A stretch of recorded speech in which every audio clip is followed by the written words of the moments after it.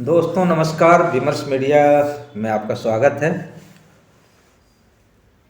अभी 2024 के लोकसभा इलेक्शन का बिगुल बजने वाला है और समाज के अलग अलग तबके में अलग अलग ढंग से बहुत सारे सवाल, विक्षोभ और इनको हल करने के लिए के जो तौर तरीके हैं, कवायद है, उस पर लगातार विमर्श चल ही रहा है। लोग सरकार अपने ढंग से उसको हल करने की कोशिश भी कर रही है। कभी वो इसको भारत रत्न के नाम पे, कभी सरकार टेकल के नाम पे, कभी ईडी के नाम पे, कभी किसी के नाम पे। लेकिन एक हिस्सा है समाज का जो जब अड़ जाता है तो अड़ जाता है, और वो है किसान। भारत का किसान पिछले साल, एक साल पहले उनको इस आश्वासन पे उठाया गया कि आपके जो तीनों कानून हैं हम रद्द करते हैं, एमएसपी पे कानून बनाएंगे। लेकिन अभी तक उस पे कोई कार्रवाई होती हुई नज़र नहीं आती है। तो इसी सिलसिले में 13 तारीख को, यानी कल फरवरी 13 को किसानों का एक कारवां दिल्ली आ रहा है और इसके स्वागत के लिए तमाम बॉर्डर्स को सील कर दिए गए हैं, कांटे बिछा दिए गए हैं और कंक्रीट से पूरी की पूरी तैयारी हो गई है कि कैसे उनको रोक दिया जाए। तो इस पे हम बातचीत करने के लिए हमारे साथ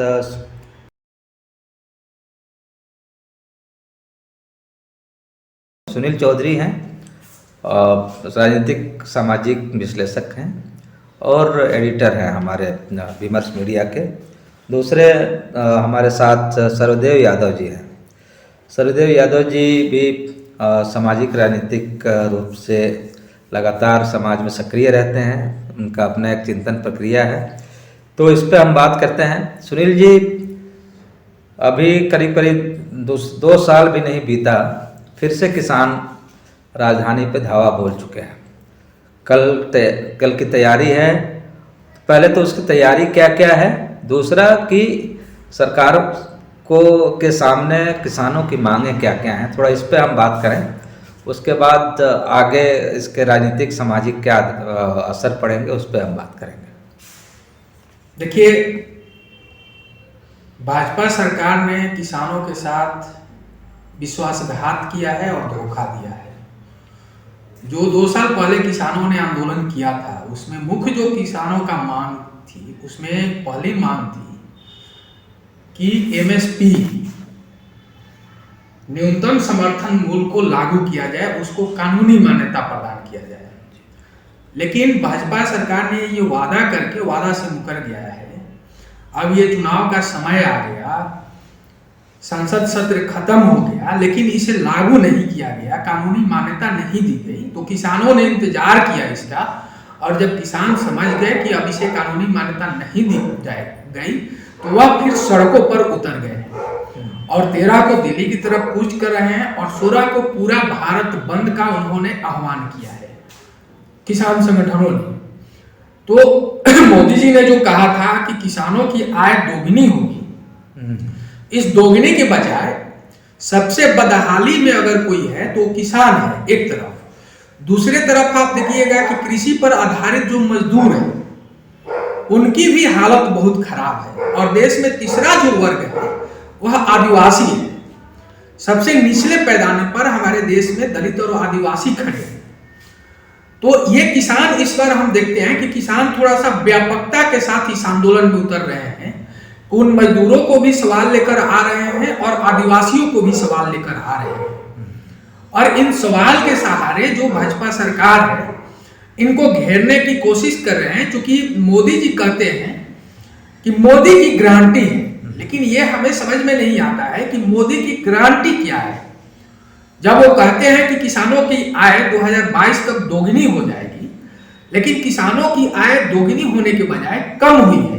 जिस तरीके से महंगाई बढ़ा है, उस रेशियो में किसानों की आय नहीं बढ़ी है, तो किसानों की आय कम हुई है। और यह किसानों के अंदर यही बौखलाहट है, यही बेचैनी है। दूसरा सबसे बड़ा बेचैनी है कि जिस तरीके से कृषि को घाटे के सौदा बताकर सरकार चाहती है कि पूरे कृषि को कॉरपोरेट के हाथों में दे दिया जाए। किसानों की सबसे बड़ी जो चिंता है वह यह चिंता है, कॉरपोरेट की नजर किसानों के खेत पर है और खेत से वो खाद्य संसाधन पर कब्जा करना चाहता है और इससे मनुष्य को सीधे कहिए कि नागरिकों के जीवन पर नियंत्रण चाहता है कॉरपोरेट। क्योंकि अभी किसान ही एक ऐसा वर्ग है जो कॉरपोरेट के नियंत्रण में नहीं आ पा रहे हैं, तो उनको नियंत्रित करने के लिए सरकार के सहारे ही यह उपाय किया जा रहा है। इसलिए किसान बहुत बेचैन और चिंतित हैं और वह सड़कों पर उतरने के लिए मजबूर है। जी, तो क्या क्या मांगे हैं, थोड़ा सा आप डिटेल में बता पाएं कि कौन कौन सी मांग है जिसको लेके किसान उतरे हैं, यहाँ दिल्ली आ रहे हैं। उनकी महत्वपूर्ण जो मांग है, लगभग अभी 12 बिंदु उन लोगों ने रखा है। पहला है सभी फसलों के लिए न्यूनतम समर्थन मूल्य की गारंटी का कानून सरकार बनाए, यह पहला मांग उनका है। दूसरा है किसानों और मजदूरों की संपूर्ण कर्ज माफी योजना लागू की जाए। यह कर्ज माफी की योजना भी आप देखिएगा कि लंबे समय से चला रहा है। हम देखते हैं कि स्वामी सहजानंद सरस्वती 1936 में भी जब किसान संगठन का गठन किए थे तो उस समय भी ये मांग उन्होंने रखा था कि किसानों के सारा कर्ज माफ किया जाए। तो आप समझ सकते हैं कि देश जब गुलाम था उस समय भी किसान कर्ज में थे और आज भी किसान कर्ज में है। और ये दूसरी जो मांग है तो ये किसानों का कर्ज माफी का है। तीसरा है देश भर में भूमि अधिग्रहण कानून 2013 को फिर से लागू करें, किसानों से लिखित सहमति सुनिश्चित और कलेक्टर दर से 4 गुना मुआवजा। चौथा है लखीमपुर खीरी नरसंहार के अपराधियों को सजा और प्रभावित किसानों को न्याय। पांचवा है विश्व व्यापार संगठन से हटे और सभी मुक्त व्यापार समझौते पर प्रतिबंध। छठा है किसानों और खेतिहर मजदूरों को पेंशन प्रदान करना। सातवां मांग है दिल्ली आंदोलन के दौरान मारे गए किसानों के परिवारों को मुआवजा और परिवार के एक सदस्य को नौकरी। आठवां है बिजली संशोधन विधेयक 2020 को सरकार रद्द करे। 9 है इसे खेती से जोड़कर प्रति वर्ष 200 दिन का रोजगार और मनरेगा के तहत 700 रुपए की दैनिक मजदूरी प्रदान करना। मनरेगा को किसानों की है कि वह खेती से जोड़ा जाए और मजदूरों को न्यूनतम मजदूरी 700 रुपए किया जाए और कम से कम 200 दिनों तक का रोजगार दिया जाए। यह पहली बार किसान अपनी मांग में मजदूरों को अपने साथ जोड़ते हैं। 10वां है नकली बीज कीटनाशक और उर्वरक बनाने वाली कंपनियों पर सख्त जुर्माना और बीज की गुणवत्ता में सुधार। बहुत सारे खेती में किसानों के साथ नकली बीज आता है, कीटनाशक आता है, जिसके चलते किसान लगातार घाटे के सौदा बनती है और वो आत्महत्या भी कर रहे हैं। तो इसलिए यह जो मांग है किसानों का, ये 10वां मांग है। 11 मांग है मिर्च, हल्दी और अन्य मसालों के लिए एक राष्ट्रीय आयोग का गठन। और 12वां मांग है कंपनियों को आदिवासियों की जमीन लूटने से रोककर जल, जंगल और जमीन पर मूलवासियों का अधिकार सुनिश्चित करना। जी। तो इस तरीके से आप देखेंगे कि किसान जो है पहली बार अपने इस आंदोलन को मजदूरों के साथ जोड़ते हैं और आदिवासियों को भी साथ जोड़ते हैं। वो समझ रहे हैं कि अगर हमारा खेती तभी बचेगा जब मजदूर भी बचेंगे और आदिवासी भी बचेंगे, नहीं तो जिस तरीके से आदिवासियों की जंगल जमीन को लूटा जा रहा है, कल हमारे भी खेत को लूटा जाएगा। ये किसानों की महत्वपूर्ण 12 मांग है। ये तो हो गई डिमांड्स हैं। इसको लेके एक मोदी जी बार बार कहते हैं कि मोदी की गारंटी, उसमें 6,000 रुपये सालाना, और वो भी जब तब डाला जाता है जब चुनाव नज़दीक होता है, चाहे और कोई भी हो, स्टेट की हो या कोई लोकल म्यूनिसिपैलिटी की का चुनाव हो या जब लोकसभा का चुनाव आता है, उसके ठीक पहले वो डाल दिया जाता है। तो कहीं ये गारंटी अपनी बता रहे हैं कि इससे हमें गारंटी मिल जाएगी कि हमें वोट मिल जाएगा, या जो वादे किए थे उसकी कोई गारंटी है ही नहीं। देखिए मोदी जी की ये सबसे बड़ा एक विशेषता है कि वो राजनीतिक रूप से बहुत चालाकी करते हैं। राजनीतिक रूप से चालाकी का अर्थ ये हुआ कि उन्होंने सपने दिखाया कि किसानों के आय जो है दुगनी हो जाएगी, लेकिन जमीन पर वह नहीं हो पाया। किसान सम्मान निधि योजना के तहत किसानों को 6,000 रुपए सीधे उनके खाते में हर 4 महीने पर वो डाल रही है और ये लगभग 60,000 करोड़ रुपए लगभग होता है। किसानों को अगर हम कर्ज माफी की बात करें तो टोटल अगर कर्ज माफ किया जाता है किसानों का और एमएसपी दिया जाता है, ये दो जो महत्वपूर्ण चीज है, तो लगभग 2 लाख करोड़ रुपए इसमें खर्च होंगे। तो नरेंद्र मोदी 2 लाख करोड़ रुपए बहुत बड़ी बात नहीं है इस देश के लिए, जिस तरीके से जीडीपी ग्रोथ किया है। लेकिन मोदी जी ये नहीं देकर जो 6,000 रुपए दे रहे हैं और उसके सहारे किसानों का सारा वोट ले रहे हैं। आप देखिएगा कि नरेंद्र मोदी को 2014 में या 2019 में किसानों ने बड़ा हिस्सा, किसानों का एक बड़ा हिस्सा कहिए तो भाजपा को वोट दिया है जी। लेकिन उसको वोट के बदले जो मिल रहा है तो उनको लगा था कि हमारी आय दुगनी होगी, हमारा जीवन बेहतर बनेगा। लेकिन किसानों की आय वो दुगनी होने के बजाय किसान और बदहाल हुए और ये उनकी बदहाली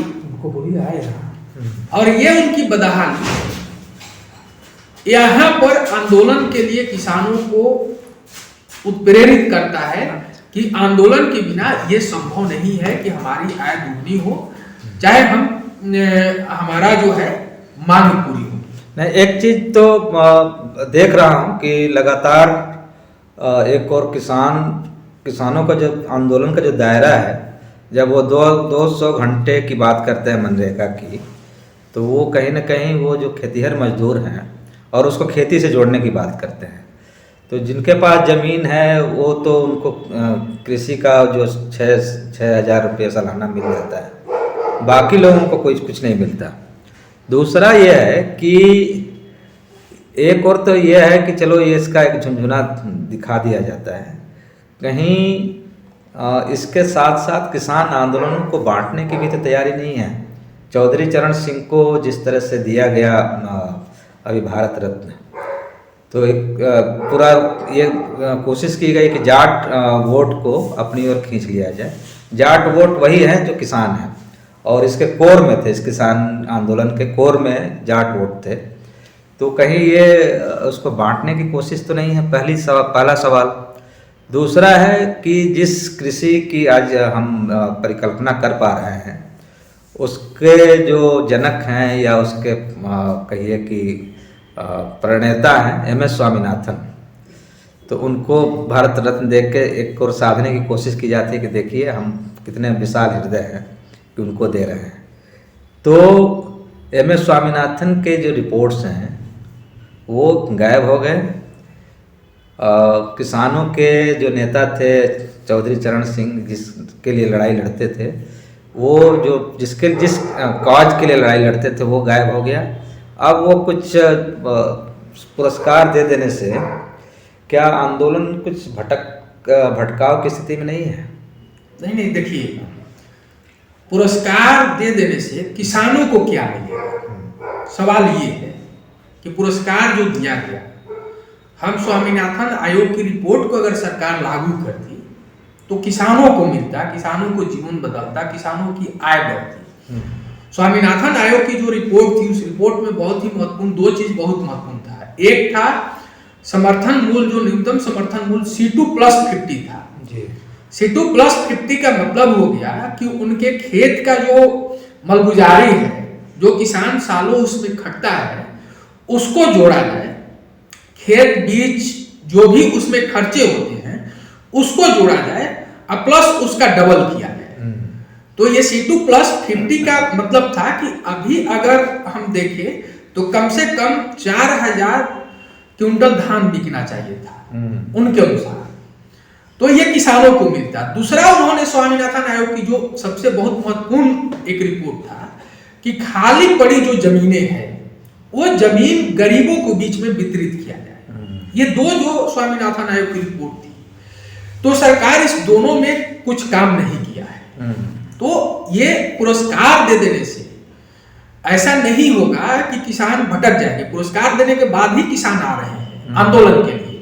किसान चौधरी चरण सिंह का भी यही है, उनको लगता है कि वोट मिल जाएगा, लेकिन हम कहते हैं कि किसानों का कौन सा परिवार का जीवन स्तर बदलेगा इस पुरस्कार से?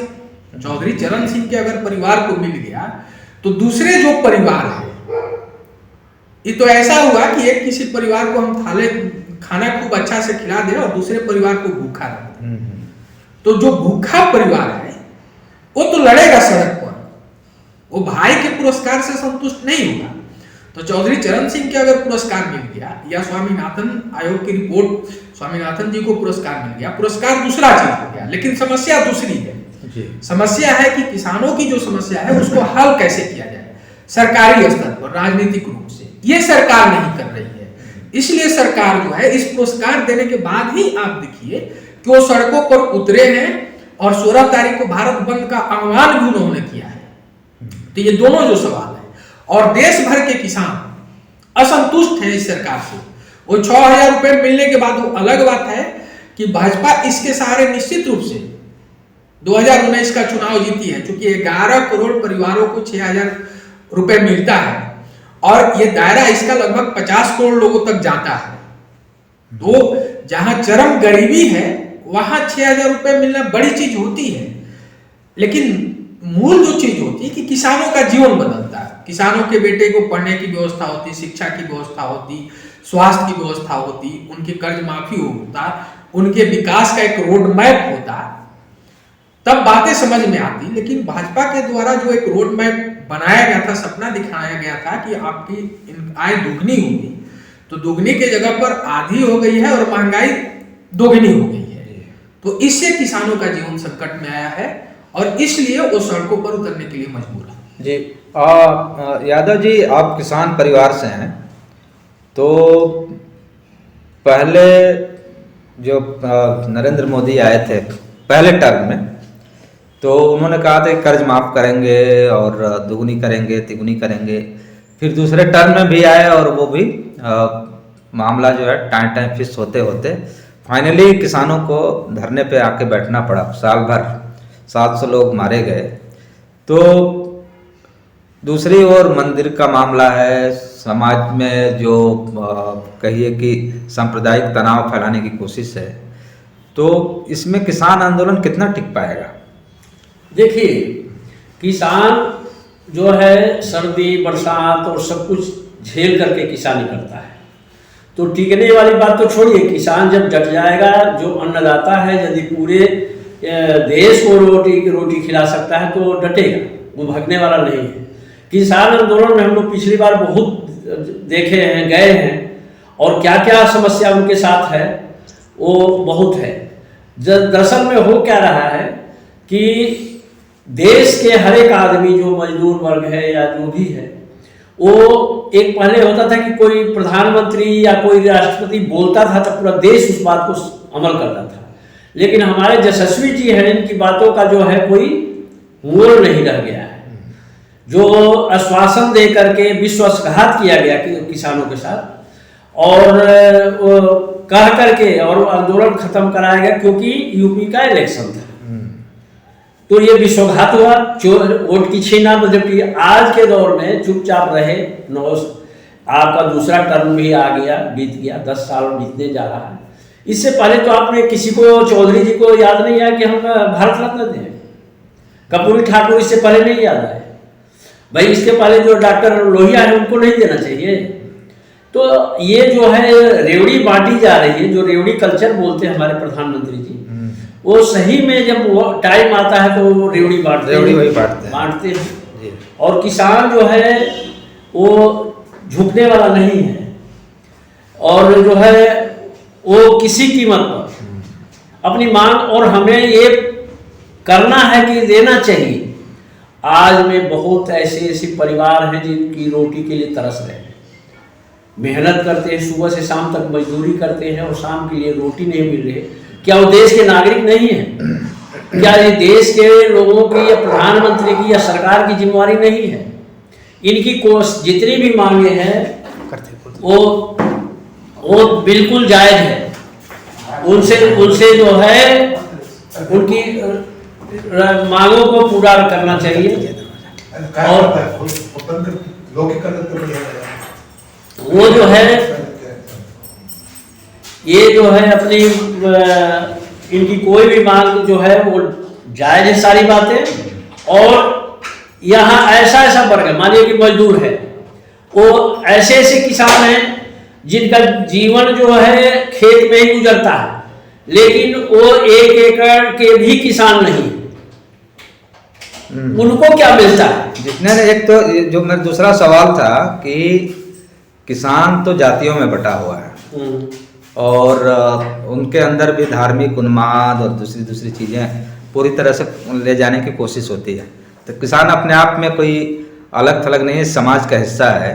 तो ये जो पूरा धार्मिक उन्माद फैलाने की या राम मंदिर के नाम पे कि हम राम लला को लेके आए हैं, इसका असर पड़ेगा किसानों पे।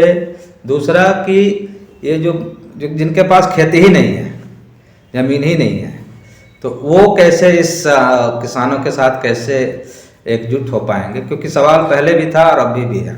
देखिए, राम को लाए हैं, राम मंदिर, राम कहीं गए नहीं थे, शुरू से राम हैं और सबके हृदय में राम है। और राम मंदिर का गुब्बारा जो है फूट गया है।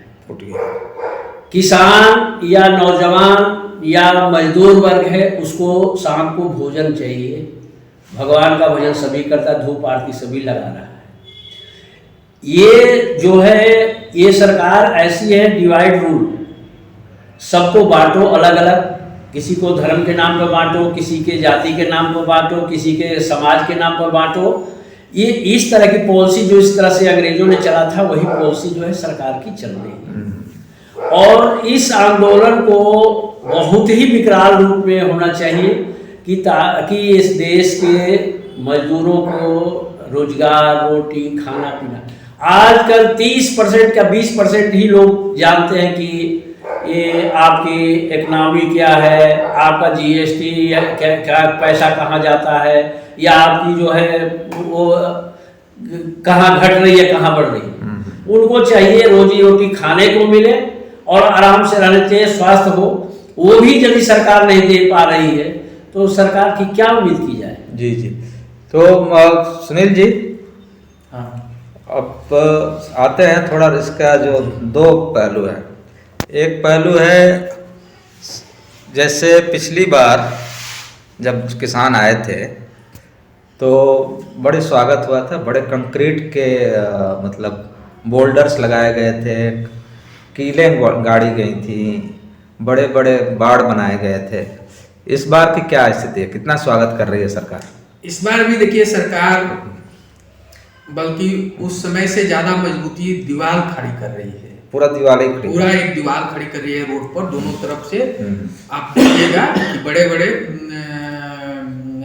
पत्थर रख के और फिर उसमें कंक्रीट डाले जा रहे हैं, और इसके बाद कील गाड़ी जा रही है। अच्छा, किले भी हैं? हाँ, किले भी हैं। अच्छा। तो ये, और इसके बाद पारामिलिट्री फोर्स और फोर्स को भी उतारा गया है। दूसरा जो पहलू है, ये लोकतंत्र के लिए सबसे बड़ा खतरा है, क्योंकि लोकतंत्र में हमारा एक मौलिक अधिकार है, प्रदर्शन करने का अधिकार है, विरोध का अधिकार, विरोध का अधिकार है। और ये वही किसान हैं जो देश की आजादी के लिए लड़े हैं और शहादत दिए हैं। इन्हीं के बेटे देश की आजादी के लिए लड़े हैं और शहादत भी दिए हैं, और ये देश को अन्न भी खिलाते हैं। और इन्हीं के बेटे आज भी सीमा के सुरक्षा पर सैनिक के रूप में कार्य करते हैं। किसी नेता परिवार का, किसी उद्योगपति का बेटा सेना में नहीं जाता है या खेती करने भी नहीं जाता है। तो ये जीवन है, किसान जो है इस देश का जीवन है, इस देश का लाइफलाइन है। और किसान लोकतंत्र का भी स्तंभ है, सबसे बड़ा स्तंभ है। अगर किसान विरोध में होते हैं तो लोकतंत्र जिंदा नहीं रहेगा, जिस लोकतंत्र की हम बात कर रहे हैं। लेकिन उस लोकतंत्र को ही खतरा में डाला जा रहा है। ये अगर किसानों को और उनके बेटे से ही लड़ाया जाए, सैनिक अगर उतारा जा रहा है, तो इसका मतलब कि उनके खिलाफ उनके बेटे को उतारा जा रहा है। तो यह एक लोकतंत्र के लिए बहुत ही भयावह और अंधेरा पक्ष होगा, जो देश के लिए भी, चूंकि देश की एक जिम्मेदारी बनती है कि कोई भी अगर प्रदर्शन करता है तो लोकतंत्र में उसकी बातों को सुनी जाए। यहां तक कि अंग्रेज भी, जब हमारा लोकतंत्र नहीं था, तो जब प्रदर्शन होता था तो आपकी मांग को सुनते थे। महात्मा गांधी जहां भी प्रदर्शन करते थे, वो पहले अपनी मांग को जाके जिलाधिकारी से मिलते थे, अपनी मांग को देते थे और इसके बाद प्रदर्शन करते थे। तो उस समय भी हम लोग देखे हैं जब देश गुलाम था तब ये अधिकार था, और आज देश हमारा आजाद है और इस अधिकारों से अगर वंचित किया जाता है तो यह लोकतंत्र के लिए और देश के भविष्य के लिए बहुत ही खतरा है। मतलब ये जो अभी का जो लोकतंत्र है, जो जिनके हाथों में है, वो गुलामी से भी ज्यादा खतरनाक स्थिति में है। ये जो कीले गाड़ी जा रही है, जिस तरीके से दीवारें खड़ी की जा रही है, इस तरीके का हमको अंग्रेज में भी कहीं प्रदर्शन में नहीं दिखा है कि अंग्रेजों ने कहीं दीवार खड़ा किया, कहीं कील गाड़ा रास्ते पर। तो यह निश्चित रूप से खतरनाक दौर प्रवेश कर रहा है जी, और हमारा देश जो है एक खतरनाक दौर में प्रवेश कर रहा है। हाँ, लेकिन एक चीज मैं जानना चाह रहा हूँ कि इतना किसानों से इतनी डर क्यों गई है सरकार? उसको क्यों? अब भाई बहुत सारे लोग आते हैं, जंतर मंतर पे प्रदर्शन करते हैं, चले जाते हैं, अपना मांग पत्र देते हैं। इतना डर क्यों है? किसानों से क्यों डर है? बाकी तो कुछ सब आते हैं, चले जाते हैं, कोई दिक्कत नहीं होती है। रामलीला में भी आते हैं लोग, प्रदर्शन करते हैं, चले जाते हैं। किसानों से इतनी डर क्यों, खौफ क्यों है? देखिए, किसानों के पास ताकत है। हमारे देश का लगभग 70% किसान है, और 70% किसान में अगर डाटा से हम बात करें तो भाजपा 42% वोट, 42% पर वो चुनाव जीतती है। और 70% में अगर मान लीजिए आधे भी उसके विरोध में, सरकार के विरोध में जाते हैं, तो आप समझिए कि सरकार बदल जाएगी। और किसान ऐन वक्त पर, जो कहा जाता है कि बहुत ही सही समय पर यह आंदोलन का एक जो निर्णय लिया, तो इस निर्णय से सरकार डरी हुई है कि अगर हमारे खिलाफ कहीं किसान खड़ा हो गए और उनके साथ कहीं मजदूर जुड़ गए, ये जाति और धर्म के दायरा को तोड़कर, इसमें कहीं जाति की बात नहीं हो रही है, कहीं धर्म की बात नहीं हो रही है, क्योंकि जिस तरीके से एक धर्म से ये ढके हुए हैं पूरे देश को, लेकिन किसान जब सड़क पर उतरेंगे और उनके साथ मजदूर उतरेंगे और फिर उन्होंने आदिवासियों के साथ भी अपने साथ जुड़ा है, तो एक आंदोलन या जो है व्यापक आंदोलन में तब्दील होगा। और जब व्यापक आंदोलन में तब्दील होगा तो ये सरकार के लिए खतरा हो जाएगा। जो कहा जा रहा है कि 400 के पार, तो ये 40 पार में भी सोचना पड़ेगा भाजपा को। 40 पार में भी सोचना पड़ेगा। अगर किसान, मजदूर और आदिवासी उतर गए सड़कों पर और इनके खिलाफ लड़ाई अगर लड़ दी, तो 400 के पार के जगह पर 40 पार में भी सोचना पड़ेगा। इसलिए सरकार डरी और सहमी है, और इसीलिए अपने 3 मंत्रियों को इन्होंने चंडीगढ़ में भेजा है आज शाम को वार्ता करने के लिए। अब इस वार्ता में क्या निर्णय होता है, लेकिन एक तो तय है कि इस वार्ता में एमएसपी इतना कानूनी अब तो लागू नहीं होगा। वो वादा कर सकते हैं कि हमारी अगली सरकार बनेगी तो हम कर सकते हैं। जी, यादव जी, कहीं एक चीज मुझे लगता है कि कई बार मतलब अतिरिक्त सुरक्षा दिखा के कहीं समाज में ये भय पैदा करने की कोशिश तो नहीं होती कि दोनों लोगों से ही सवाल है कि बहुत बड़ा खतरा आ रहा है देश पे, किसान ही सबसे बड़ा खतरा है देश के लिए। तो कहीं ये भी तो नहीं है कि इस तरह से करके समाज में मैसेज दिया जाए कि कहीं जो है सबसे बड़े खतरनाक कोई है जो देश के लिए, अब वो किसान है, वो किसान जो दिल्ली आ रहा है। नहीं, देखिए, सरकार जो है किसानों से डरी हुई है, सच यही है। 2 साल पहले जो आंदोलन हुआ था उसमें सरकार को झुकना पड़ा। मोदी जी लाख कहें कि हमारा 56 इंच का सीना है, लेकिन वहां उनका सीना खत्म हो गया था। और मोदी जी भले दूसरे जगह कहीं अपना सर ताने रहे, लेकिन जब किसानों का सवाल आता है, किसानों का आंदोलन का सवाल आता है, तो वहां हम देखते हैं कि मोदी जी को झुकना पड़ता है। और मोदी जी ज्यादा डरे हुए हैं, ये चुनाव का समय है, वो ज्यादा डरे हुए हैं। ये दर्शाता है जब हम अति सुरक्षा कहीं भी करते हैं तो इसका अर्थ होता है कि हम भयभीत हैं। जी, तो लेकिन यादव जी, मोदी जी या बीजेपी के लोग ये लगातार बोलते हैं कि देश सुरक्षित हाथों में है। नहीं, तो दूसरी ओर सुनील जी कह रहे हैं कि भयभीत है। तो भयभीत हाथों में देश कितना सुरक्षित है? नहीं, ये ऐसा है कि आज वार्तालाप जो हो रही है, किसान इनकी बातों पर भरोसा नहीं कि झूठा है तेरा वादा, वादा कर तेरा क्या, झूठा है तेरा वादा। तो ऐसा नहीं है कि अच्छा यदि इतना ही आपको ये था तो 2 साल बीत गया, अभी ये चल रहा सेशन चल रहा है, तो आपने क्यों नहीं उसको पास किया? जी। तो आप किसान भी जानता है कि ये दगा देने वाला है, और हर एक लोगों के अंदर है, चाहे भय कितना बड़ा हो। यदि मजदूर अपनी हकीकत पर यदि समझ लिया कि नहीं हमारे साथ धोखा होगा और हम इसको नहीं छोड़ेंगे, तो दुनिया की कोई ताकत नहीं उसे रोक ले। दूसरा सुनील जी, जयंत चले गए बीजेपी के साथ, मैंने उनको पुरस्कार मिला, सम्मान मिला उनके दादाजी को, तो लगा कि इतना बड़ा काम कोई किया है तो बीजेपी ने किया है। तो एक बड़ा वर्ग तो जाटों का पहले से तो था ही बीजेपी के साथ, इसका असर पड़ेगा क्या? मतलब खास करके पश्चिमी उत्तर प्रदेश में जो अखिलेश के साथ एक पूरा एक बड़ा एक शक्तिशाली एक ग्रुप बन जाता था, उस पर कोई असर पड़ेगा, या जाट जो है फिर कहेंगे कि नहीं किसान का मामला है, हम किसान के अलावा हम कुछ नहीं जानते? देखिए, अगर किसान आंदोलन मैनेज हो जाता है भाजपा द्वारा, तब तो ये भाजपा के पक्ष में जाएगा। लेकिन किसान आंदोलन अगर मैनेज नहीं होता है, किसानों की मांगे पूरी नहीं होती है, और किसान अगर आंदोलन को बड़े व्यापक तरीके से आगे ले जाते हैं, तो फिर ये पुरस्कार और जयंत चौधरी का जाना बहुत मायने नहीं रखेगा। लेकिन एक चीज आप कह रहे हैं कि एक और वार्ता कर रहे हैं, दूसरी ओर दीवार खड़ी कर रहे हैं, ये विरोधाभास नहीं दिखाई दे रहा है? यही तो डर है। पहले वार्ता करते हैं, उसके बाद नहीं होता। यही डर है, यही हम कह रहे हैं कि मोदी जी डरे हुए हैं, क्योंकि दोनों चीज वार्ता के लिए भी उस डर से ही भेजे हुए हैं कि 2 साल पहले वाली स्थिति नहीं खड़ी हो, और उस डर के माहौल में ही ये दीवार और कांटे बिछा रहे हैं। ये डर का सबूत है जी। नहीं तो ये राजनीतिक तरीके से और लोकतांत्रिक तरीके से किसानों के साथ बातचीत करके इस समस्या को हल कर सकते थे।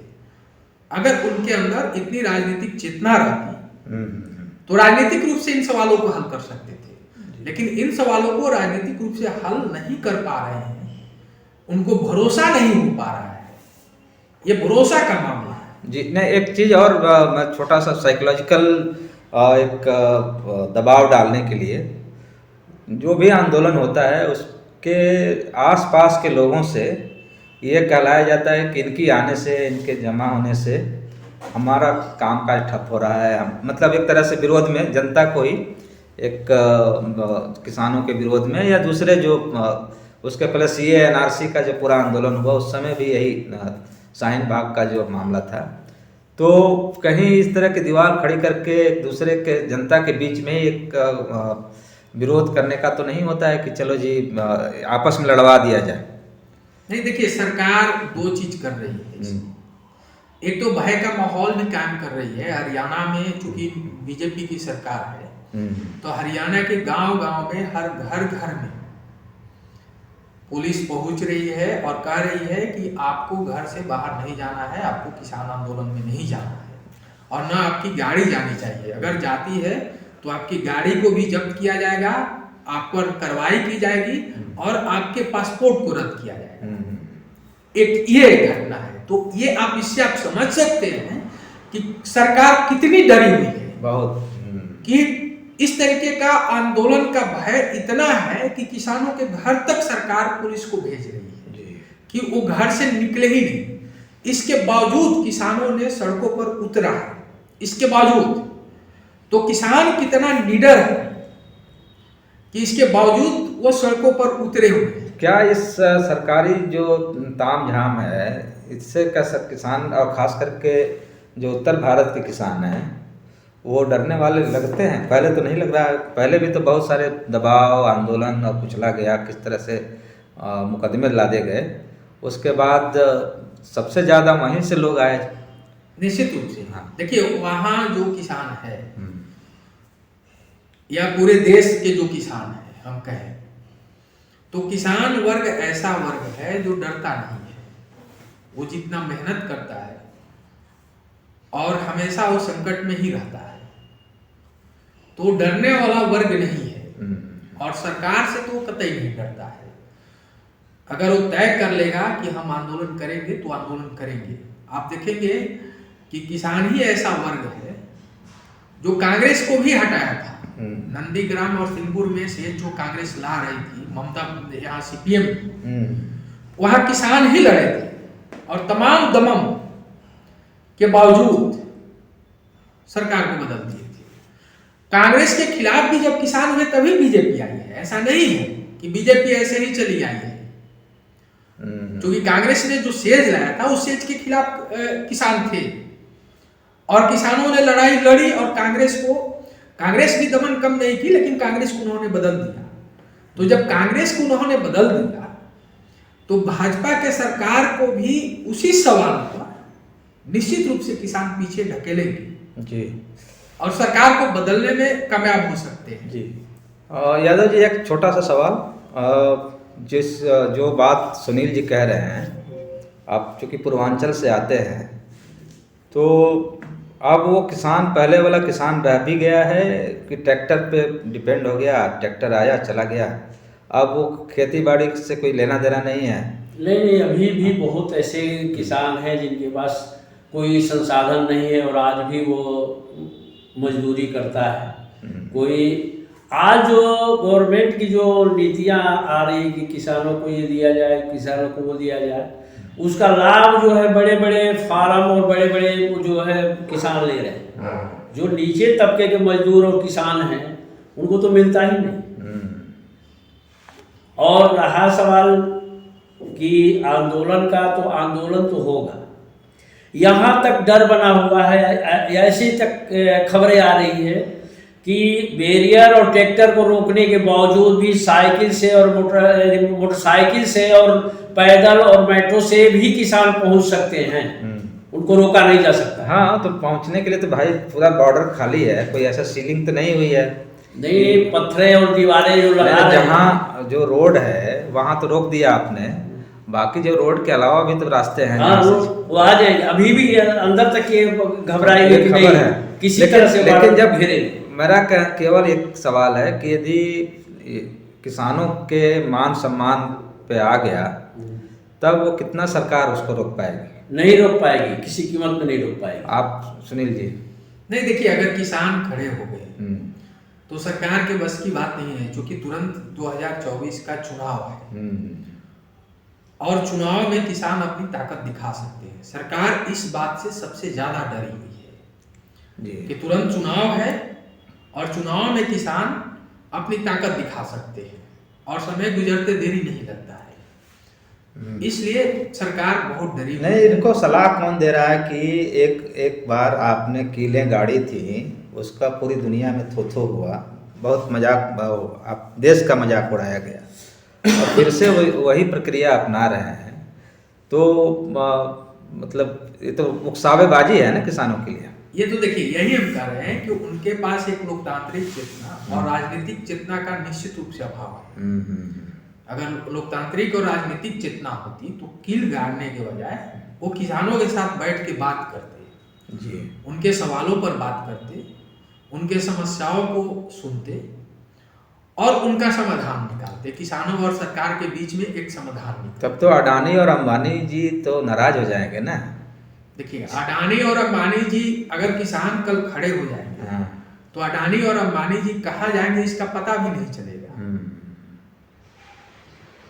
जी, सवाल ये है कि किसान अपनी ताकत के साथ खड़ी हो जाए तो अडानी और अंबानी जी अभी भी किसान के आगे बहुत छोटे हैं, हर तरीके से, संख्या के हिसाब से भी, संख्या के हिसाब से भी, दौलत के हिसाब से भी और कमिटमेंट के हिसाब से भी। चलिए, बहुत बहुत धन्यवाद आप दोनों लोगों का, और बड़ा अच्छा आप लोगों ने कई उसके राजनीतिक, सामाजिक, आर्थिक और लड़ाई का जो जज्बा है किसानों का, ये कायम रहे। शायद यही लोकतंत्र को बचा पाएगा। अदरवाइज जिस तरह से तमाम संवैधानिक संस्थाओं का प्रयोग हो रहा है उसमें तो जो एक निराशा है पूरे समाज में, उससे निकालने में किसान शायद सबसे बड़े मसीहा बने। इसी के साथ आप सबका बहुत बहुत धन्यवाद।